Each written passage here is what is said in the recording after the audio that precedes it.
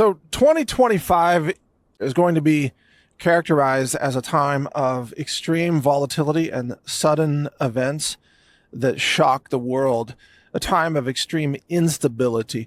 We just saw this with South Korea, the president declaring martial law, seizing control of the entire media, and then the parliament in South Korea voting within hours to say no to the martial law.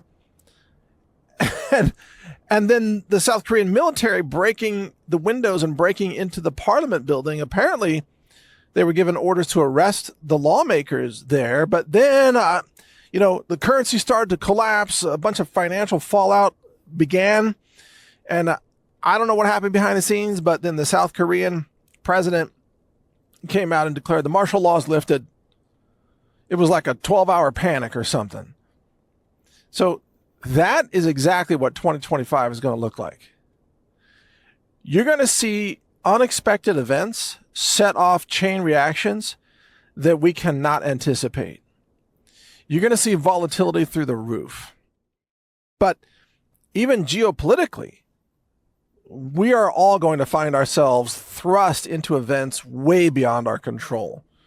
We're going to suffer, psychological whiplash in 2025. And there's so many things in the world on the verge of breaking right now. Like, could be Russia, could be Iran, could be Israel, could be Syria now, could be China and Taiwan, could be currency wars, could be martial law just out of the blue. Boom, you wake up and, hey, martial law, There could be a coup attempt against Trump by the woke military. I mean, who knows? But 2025 is going to be the year of shocking events. Part of that is to scare people into obedience and compliance. Part of it is to create opportunities for the deep state to profit from the chaos. As they say, never let a good crisis go to waste. Yeah, well, they get to cause the crises, and then they take advantage of them to shore up their own power and control. So this is what's going to characterize 2025. And in this podcast, I'm not just, warning about this, but also I'm going to try to give you some tips and some preparedness advice. Psychological preparedness of how we can be ready for this. So one of the big things is going to be the psychological anchors. Where do you find psychological anchoring? Some people find it in relationships, perhaps with a spouse or with family members. But a lot of families were torn apart by the COVID lies and also politics. So what about faith? What about faith in our Creator, however you express it? Faith in our Creator, I believe, should be a very important anchor point in your life.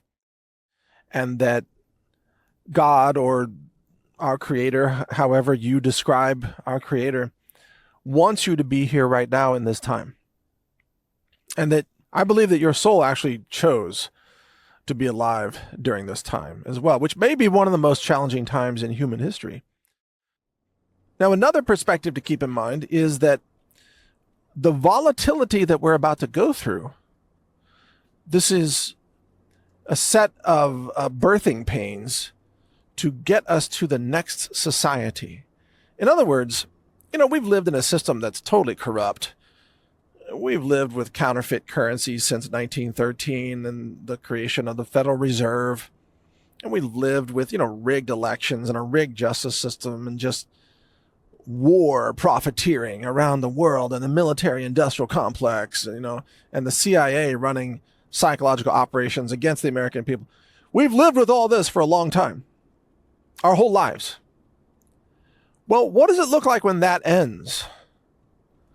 It looks like volatility. It looks like chaos. It looks like dismantling the existing systems. And will there be some discomfort in that chaos? Will there be maybe a little bit of fear? Absolutely. Because of uncertainty. If the world is changing, then it's uncertain.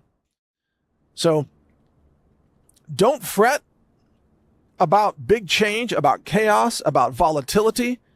look at it and understand it's worth celebrating. When crazy things happen in the world, just understand, oh, that's part of the process.